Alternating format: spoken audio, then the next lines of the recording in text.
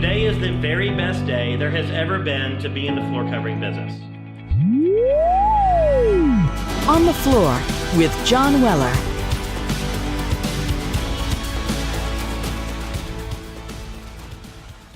Hey, this is John Weller from Floor Force. I'm sitting here with Lou Morano, president and founder of Capital Carpet.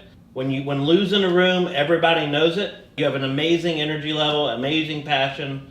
In our Best in Class Retailer series, we really spotlight people that do things differently, that have been successful for a long amount of time. You have this energy level, this work ethic, this passion about everything that you do. You're constantly pushing and trying to be better. Where did that come from? Well, the work ethic and passion came from my father. You know, he always worked, long hours, and he was in the catering and the restaurant business. And I've always wanted to work. I've been working since I'm 9, working with him and then doing different things. But how I started the business, I started working I was actually the first salesman in this new carpet store in New Jersey, and I eventually watched that grow into the 13th largest retailer in the country at the time. So let's fast forward. You came down to Boynton Beach. Yeah, we had one store there, and then every 3 years we opened up another store, and then another store, and then another store, and then like 15 years later we opened up a separate commercial division. So currently now we have 5 stores in the commercial division. That's awesome, Lou. So I'm just curious. So you were able to do that in a relatively fast amount of time. Like, I talk to a lot of retailers, and it takes them 20 years to get to their second store. Right. What is? Do you have like a system? I mean, is there? Well, there's 2 things that made that move faster. First of all, when we opened up the first store, it was done 100% professional. It was branded from the beginning. And we spent a lot of money in advertising, and that was the very big key. In fact, my father looked at the advertising bill. He says, Lou, our advertising is more money than everything else almost put together than what you're spending. I says, if you want to get the customers through the door, this is what I learned from up north. This is what we're going to repeat. We're going to do exactly what he did, and it worked great. Yeah, so a phone call today is exactly like a person who walked into the front door of your store. You have to assume they know a lot. It is not somebody that went to the Yellow Pages and is calling you. You have to ask the same detailed, probing questions that you would as if they were in the store. You have to actually act as if they were in the store. What would I be asking them? What's the progression of a sale? Get all the information that they have to give to you so you can take your products and your services and yourself and fulfill those needs to complete a sale. So if you're not doing that over the phone, you're losing a lot of people that will be coming in. Who is that person going to come into the store? Do you think that we're the only people they're calling? They're calling us and 4 other retailers, okay? And the person who they're gonna go visit is the one that gives them the most information, that's the most friendly, that's the most informative on the phone. That's the person they're going to. So if I call up and ask one question and you just answer it and that person hangs up, well, that was nice enough, he answered my question. And I call someone else and I'm on the phone with them for 4 or 5 or 6 minutes because they're asking all these detailed probing questions, that's the person I'm going to. First of all, I got more time invested with them. They seem to be interested in me. They seem like they know what they're talking about. Why would I go to the guy that I was on the phone with for 9 seconds when I can go to the place that's been on the phone with me for 5.5 minutes that knows me already better? Why would you go anywhere else? That's something that a lot of people in this industry, because we do digital marketing for the industry, they come to us and they really are asking us, hey, what should my budget be? So if you were gonna tell somebody who's starting out or someone who's in business but not doing advertising and trying to figure out how to get over that hurdle and to grow their business, what advice would you give that person? Well, it really depends on their business model. I mean, if you ask successful retailers, you're going to be somewhere in the vicinity of anywhere between 5 and 10% of your gross sales. Now, 10% to me is very, very high. 5 you'll find is probably on the lower end of the scale, but for us, that's what works for us. We've played around with it over the years. We moved from 5 to 6, maybe to 6.5, back down to 5. And as we range in those areas, we have found that 5 is the magic number for us. So whether we're in a deep recession where we're hardly doing any business, or in a boom like we're in right now, it's 5% regardless. It's whatever it is. So in October, November, that year, we say how much did we do last year, what do we project to do next year, whatever number that is, we multiply times 5%, that's what we spend. And then you have to figure out what you're going to spend on.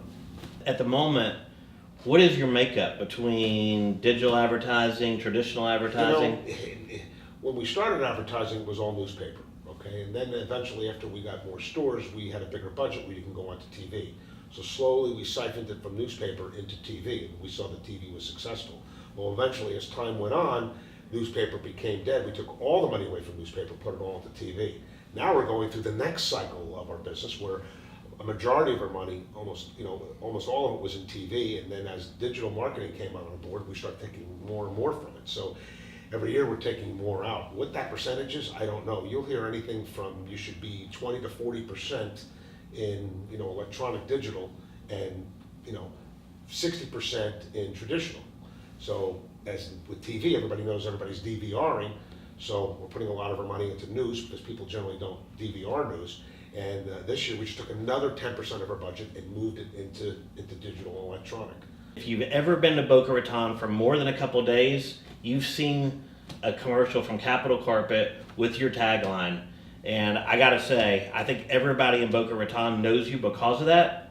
Can you just do that for us one time? Okay. Why would you buy from anyone else? Where did that come from? So when we first opened up the store, we had a big sign on the side of one of the walls. It said, the lowest prices, the best service, the biggest selection. And then and that's not our makeup anymore, but that was who we were back then. Okay, now we're not the lowest prices, we're value driven, but back then that's what it was. So when we moved from newspaper advertising to TV advertising, the advertising agency said, we're trying to figure out who would be doing the commercial. I says, I think I would be good getting our message out. I says, why don't you let me write up a commercial, what I feel what I want to say about my company, and let me do it for you, and you tell me if I'm any good at it, because if I'm no good at it, we need to get somebody else. So whatever it was I said in the beginning of the commercial, but towards the end, I would say with the lowest prices, the best selection, and the best service. I'm thinking, why would you buy from anyone else? I mean, if you literally can get those things, why would you buy from anyone else? I mean, just like that. Right. So that's the way I ended the commercial, with the lowest prices and the best service and the best selection. Why would you buy from anyone else? I mean, you just wouldn't. That's really advertising. Your mother is also a key figure in your business. Yeah. Tell me the role your mother plays. Well, from the very beginning, from day one, we always used to call the customer to make sure that their experience was good with the installer. How was the installer? And every time we go to a convention, we try to learn from someone who does something better than us. So when we go to a convention, we say, these are the three things we're having issues with. We need to go find someone that knows how to do this better. In the meantime, Sam Ullman from Mohawk was talking, and he was talking about a retailer that does the same thing, but different. And the point that it was different is that you have to have someone call that has nothing to do with the process of the order. So the customer will really tell you how they feel. And that was ingenious, and it had to be somebody with a lot of empathy. So my mother is a very empathetic person. So we decided to have my mother call, and we came up with a few specific questions that we wanted to know. How was your experience with the installer? How was your experience with the salesperson? How was your experience overall in the store? And a couple of other questions. And so she calls every customer after every sale, whether it's installed or whether it isn't. I'm going to call you after your purchase to ensure that you have a great experience. People want to deal with people that are going to be around for a really long time and make sure they're doing things right. So we decided to really, birds of a feather flock together. So the people that buy from you recommend other people. Okay, so our service became very, very important. So the phone calls my mother made were very, very important.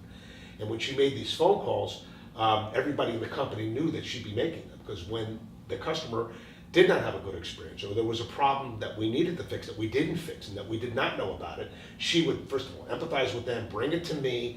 I would call the customer and apologize for whatever happened.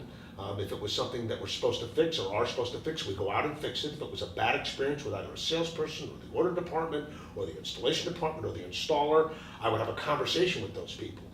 So everybody kind of knew that if you didn't treat the customer totally 100% right, or that you really were not very good, it's going to come back to you. That's the way it's done, right? So really, if you think about a small business, you're part of the community, and communities talk. Before you make a purchase of $5,000 or above, you're going to ask a lot of people. So doing what you're doing is putting those seeds in place, and I think it's brilliant. And you guys, on the top of that, I'm assuming that when people leave and get a review or get a referral like that, the first thing they're going to do is go to your website. And Steve, your manager there, does an amazing job of getting you guys reviews. And we're gonna have another segment talking to Steve about how he does that, the process that he uses, because getting live referrals like that and then having those on your website where you have a lot of good reviews is a critical part of your business. And obviously it's working for you guys, and it has for a long time. Yeah. So Lou, I appreciate your time here, and appreciate you visiting Sarasota, coming to Floor Force, and I want to thank you for always holding me accountable. Don't worry about it. I'm always going to hold you accountable to keep us up to date. I know you will. Thanks, buddy. All right.